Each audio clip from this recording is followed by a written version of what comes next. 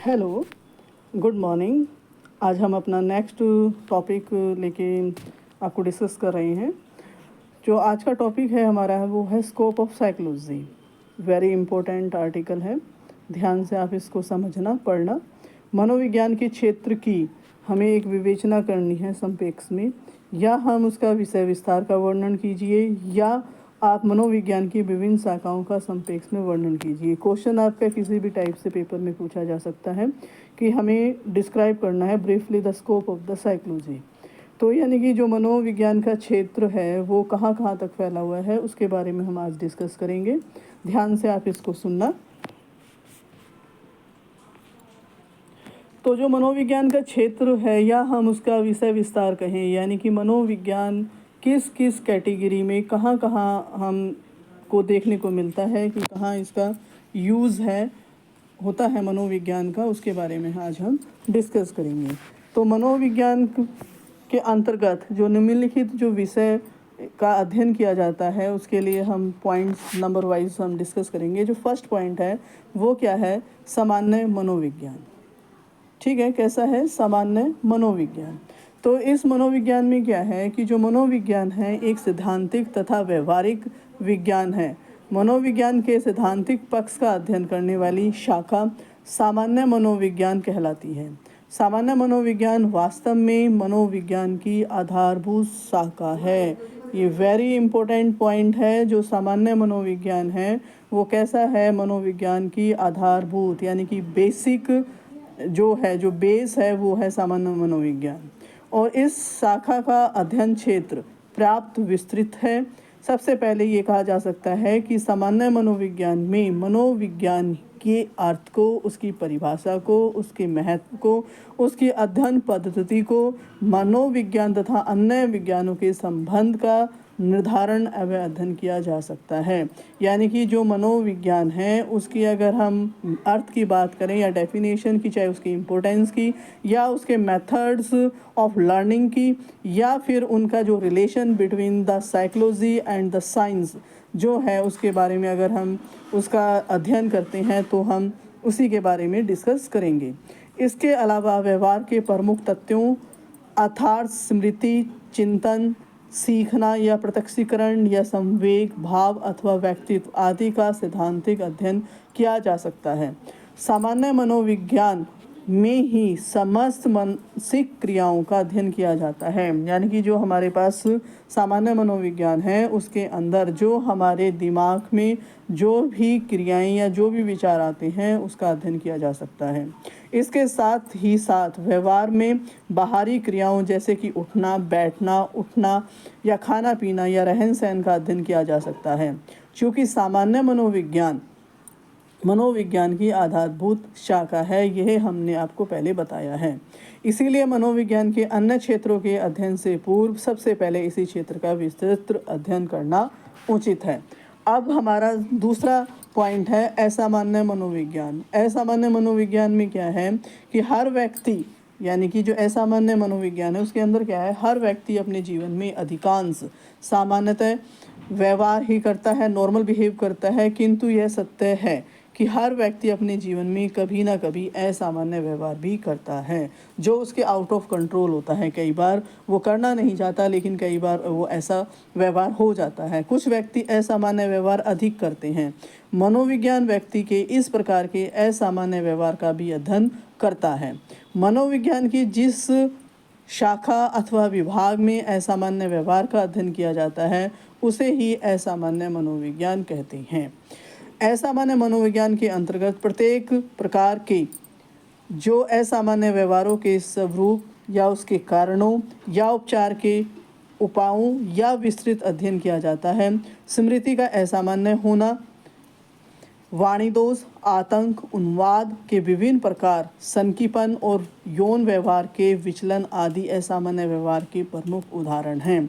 असामान्य मनोविज्ञान का विशेष रूप से व्यवहारिक महत्व है, क्योंकि जिनका जो बिहेवियर है वो एबनॉर्मल होता है, तो उस एबनॉर्मल बिहेवियर को स्टडी करने के लिए भी हमें क्या है, साइकोलॉजी की ज़रूरत पड़ती है कि वो जिसके अंदर जो बच्चा या कोई कैंडिडेट इस तरह का नॉर्मल बिहेव नहीं करता तो उसका रीज़न क्या है, उनके पीछे क्या कारण है कि वो इस तरह का बिहेव करता है, तो उसे स्टडी करने के लिए भी साइकोलॉजी एक अपनी इम्पोर्टेंट रोल अदा करती है।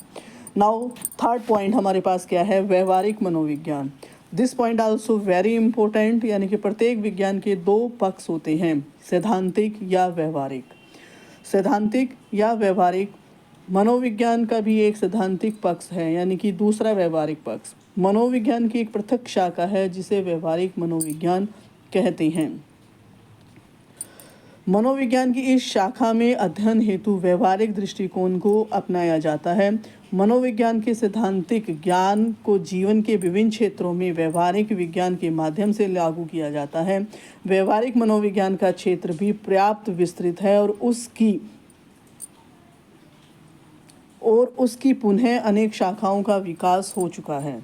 व्यवहारिक मनोविज्ञान निर्देशन, निदान, चयन, विज्ञापन अथवा कानून आदि के क्षेत्र में विशेष रूप से कार्य करता है। ठीक है, ये हमारा third point, very important point. Now next point, fourth point क्या है, समाज मनोविज्ञान। ये भी एक इम्पोर्टेंट रोल है हमारे इसमें स्कोप ऑफ द साइकोलॉजी में, कि जो मनोविज्ञान की एक महत्वपूर्ण शाखा है समाज मनोविज्ञान। मनोविज्ञान में व्यक्ति के व्यवहार का अध्ययन किया जाता है। शुरू से ही हमने जब से मनोविज्ञान साइकोलॉजी का टॉपिक स्टार्ट किया है कि जो भी है वो क्या है, मानव के व्यवहार के, मानव के विचारों का अध्ययन मनोविज्ञान के से ही अध्ययन किया जाता है। व्यक्ति कुछ ऐसा व्यवहार भी करता है जो समाज या समूह के संदर्भ में होते हैं।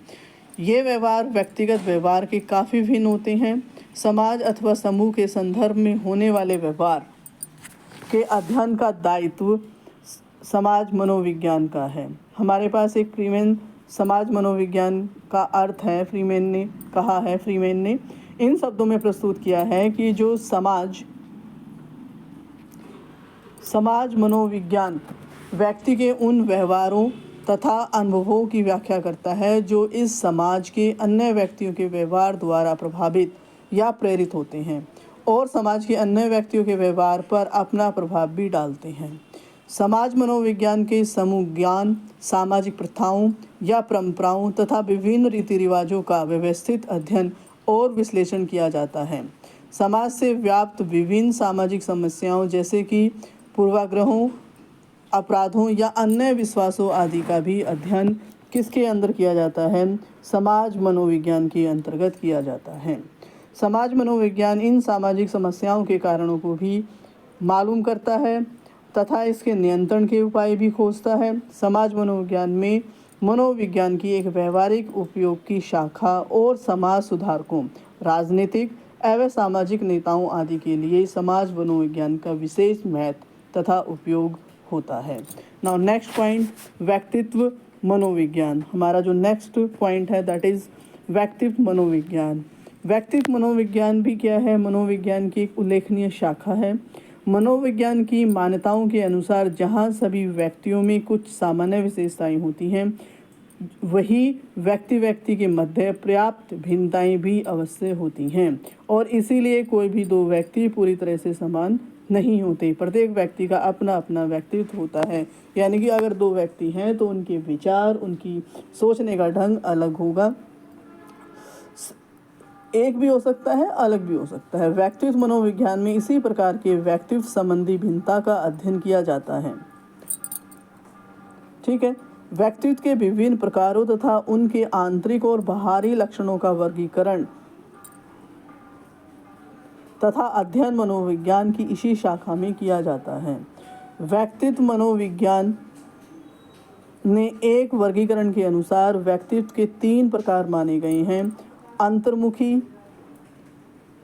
बहिर्मुखी और उभयमुखी। ये 3 पॉइंट हैं, ये आपको याद करने हैं। ये 3 पॉइंट हैं जो व्यक्तित्व के 3 प्रकार, टाइप्स ऑफ पर्सनैलिटी बताए गए हैं। ठीक है, ये क्वेश्चन इम्पोर्टेंट है कि how many types of the personality. Now next point, 6 point है बाल मनोविज्ञान। बाल मनोविज्ञान यानी कि हम छोटे बच्चों का भी हम उसके बारे में अध्ययन कर सकते हैं कि छोटा बच्चा क्या करता है, क्या सोचता है, उसकी हरकतों के बारे में, उसके व्यवहार के बारे में, तो बाल उसको हमने नाम दिया है बाल मनोविज्ञान। ठीक है। तो वैसे तो बालकों के व्यवहार का विकास अपने बड़ों के व्यवहार के अनुकरण द्वारा ही होता है। जैसा बड़ा होगा बच्चा वैसा ही सीखेगा। हम बार बार ये कहते हैं कि बच्चे अपने बड़ों का अनुसरण करते हैं। तो इसमें क्या है कि बड़ों के व्यवहार के अनुकरण द्वारा ही होता है, लेकिन फिर भी बाल व्यवहार तथा वयस्क व्यवहार में पर्याप्त अंतर और भिन्नता पाई जाती है। छोटे और बड़ों में तो डिफरेंस तो मिलेगा ही। इस अंतर को ध्यान में रखते हुए मनोविज्ञान भी बाल व्यवहार को एक अलग विभाग माना गया है तथा बाल व्यवहार के अध्ययन के लिए मनोविज्ञान की एक शाखा का अलग से विकास किया गया है। बाल व्यवहार का अध्ययन करने वाले मनोविज्ञान की शाखा को बाल मनोविज्ञान कहा जाता है। यानी कि बच्चों के बारे में जो डिस्कस किया जाएगा उस शाखा को जो नाम दिया गया है बाल मनोविज्ञान। बाल मनोविज्ञान में गर्भावस्था से लेके किशोरावस्था प्रारंभ होने तक के काल को व्यवहार का अध्ययन किया जाता है। यानी कि जब शिशु गर्भ में होता है और किशोरावस्था तक जाता है तो उस दौरान जो उसके व्यवहार में जो चेंजेस होते हैं वो उसका जो अध्ययन क्या है एक बाल मनोविज्ञान के द्वारा किया जाता है।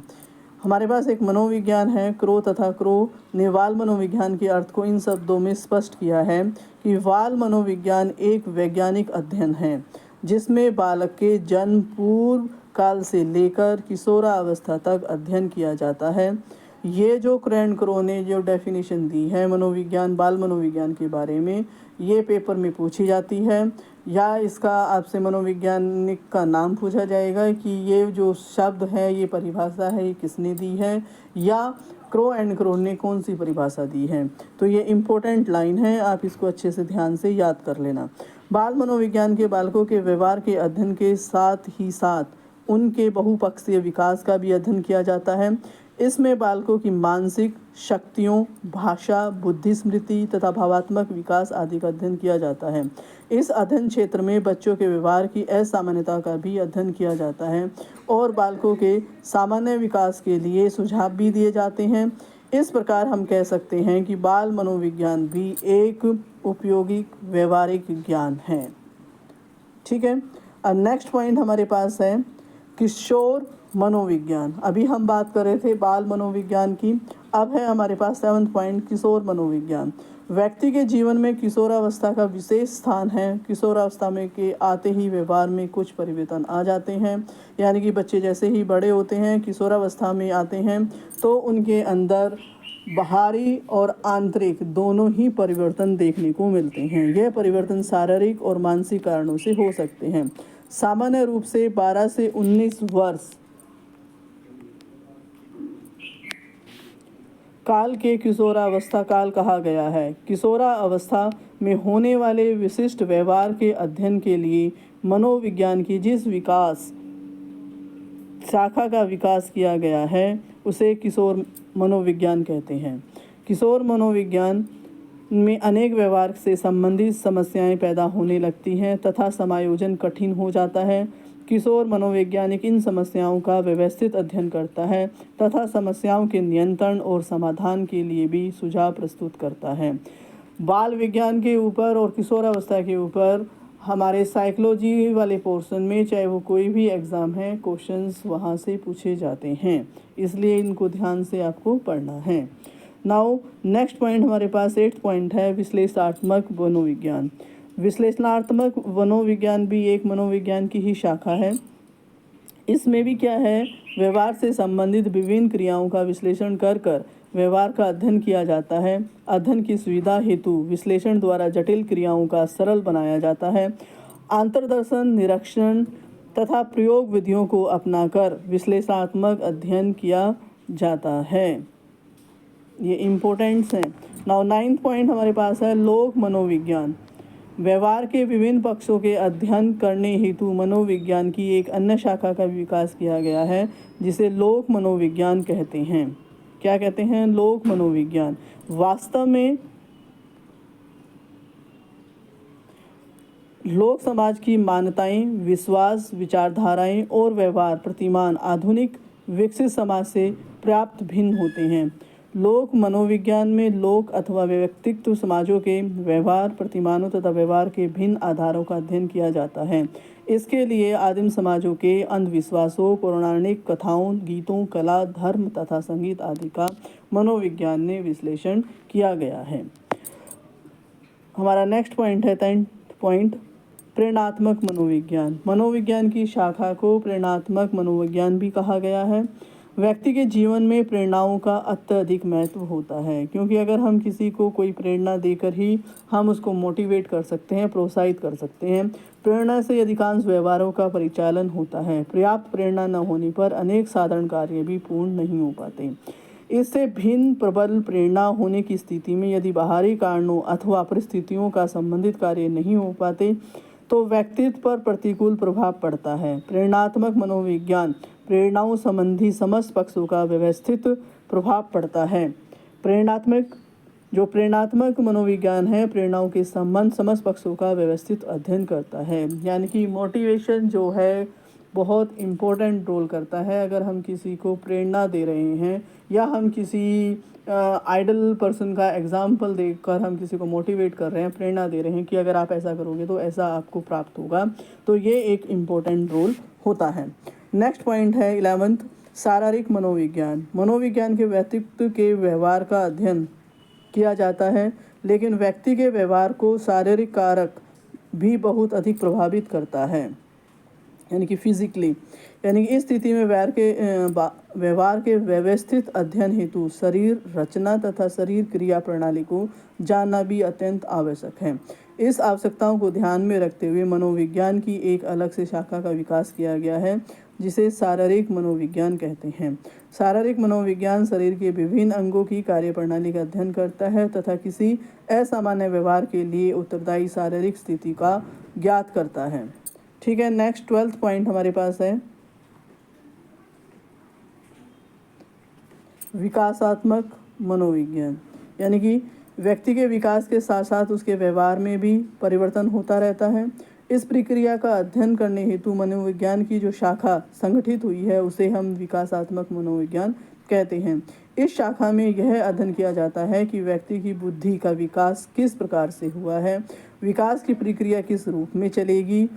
हार्लॉक के अनुसार विकासात्मक मनोविज्ञान के अर्थ को इन शब्दों में स्पष्ट किया गया है। विकासात्मक मनोविज्ञान की वह शाखा है जो गर्भावस्था से लेकर मृत्यु तक होने वाले व्यक्ति के विकास के विभिन्न कालों में होने वाले परिवर्तनों पर विशेष ध्यान देते हुए अध्ययन करता है। यानी कि विकासात्मक की ये है हमारे पास। नेक्स्ट पॉइंट है हमारे पास 13, दैट इज़ द पशु मनोविज्ञान। पशु मनोविज्ञान के बारे में हम बात कर रहे हैं। तो ये भी एक सामान्य रूप से समझा जा सकता है कि मनोविज्ञान का उद्देश्य मानव व्यवहार का अध्ययन करना है, लेकिन वास्तव में मनोविज्ञान पशु व्यवहार का भी अध्ययन करता है। पशु व्यवहार का अध्ययन का भी एक विशेष महत्व है, इसीलिए मनोविज्ञान के अंतर्गत विभिन्न विकसित पशुओं के व्यवहार का व्यवस्थित अध्ययन किया जाता है। इस अध्ययन के प्राप्त निष्कर्षों तथा मानव व्यवहार के अध्ययनों का तुलनात्मक अध्ययन भी किया जाता है। इसके अलावा एक अन्य रूप से भी पशु मनोविज्ञान का महत्व है।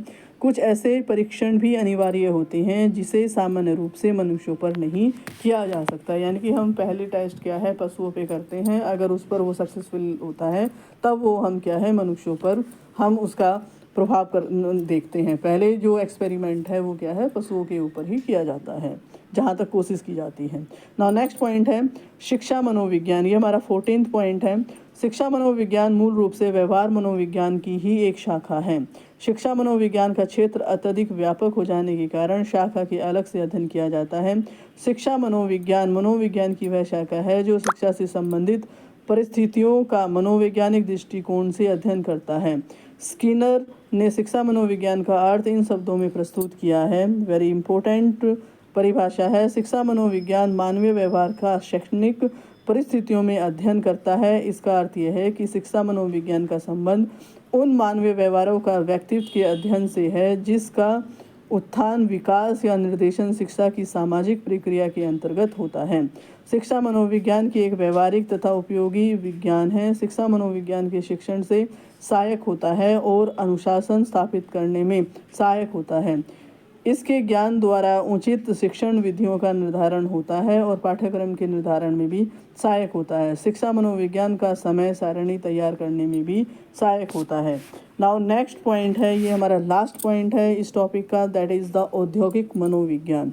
यानी कि ये हमने 15 पॉइंट हम इसमें डिस्कस कर रहे हैं। लास्ट पॉइंट है हमारा औद्योगिक मनोविज्ञान। मनोविज्ञान एक शाखा औद्योगिक मनोविज्ञान भी है। इस शाखा में औद्योगिक क्षेत्र में होने वाले व्यवहार का अध्ययन किया जाता है। औद्योगिक मनोविज्ञान में भी एक उत्पादन संबंधी समस्याओं, कर्मचारियों के कार्य की 2 शाखाएं आदि का अध्ययन किया जाता है। औद्योगिक मनोविज्ञान भी व्यवहारिक मनोविज्ञान की शाखा है। स्मिथ ने औद्योगिक मनोविज्ञान का अर्थ इन शब्दों में प्रस्तुत किया है। व्यवहारिक उद्देश्यों के लिए औद्योगिक मनोविज्ञान को उन व्यक्तियों के व्यवहार का अध्ययन कहकर परिभाषित कर सकते हैं जो अपने मस्तिष्क तथा हाथ के कार्य के जीवोपार्जन यानी कि जीविकोपार्जन के लिए यानी कि अपने जीवित रहने के लिए जो कार्य किया जाए अनिवार्य वस्तु में बदल लेते हैं। औद्योगिक मनोविज्ञान में औद्योगिक क्षेत्र के अतिरिक्त अनिवार्य वस्तु में के अतिरिक्त यानी कि व्यावसायिक क्षेत्र के विभिन्न पक्षों का भी अध्ययन किया जाता है। प्रचार यानी कि विज्ञान एवं बिक्री आदि के संबंध मनोविज्ञान प्रक्रियाओं का अध्ययन किया जाता है। इसका कहने का वे है कि अगर हमें अपने जीवन अर्जन के लिए अगर कोई कार्य किया जाए, कोई व्यवसाय किया जाए, तो हम उससे अपने लिए धन अर्जित कर सकते हैं। तो उपयुक्त विवेचन के आधार पर मनोविज्ञान के क्षेत्र का संक्षिप्त विवरण प्राप्त हो जाता है, किंतु वास्तविकता यह है कि मनोविज्ञान का क्षेत्र अत्यधिक विस्तृत है जिसका यहाँ विवरण प्रस्तुत करना संभव नहीं है। उपयुक्त विवेचन से मनोविज्ञान की प्रमुख शाखाओं का भी सामान्य परिचय प्राप्त होता है। तो ऊपर दिए हुए मनोविज्ञान की शाखाओं के अतिरिक्त और भी मनोविज्ञान की अनेक शाखाएं हैं।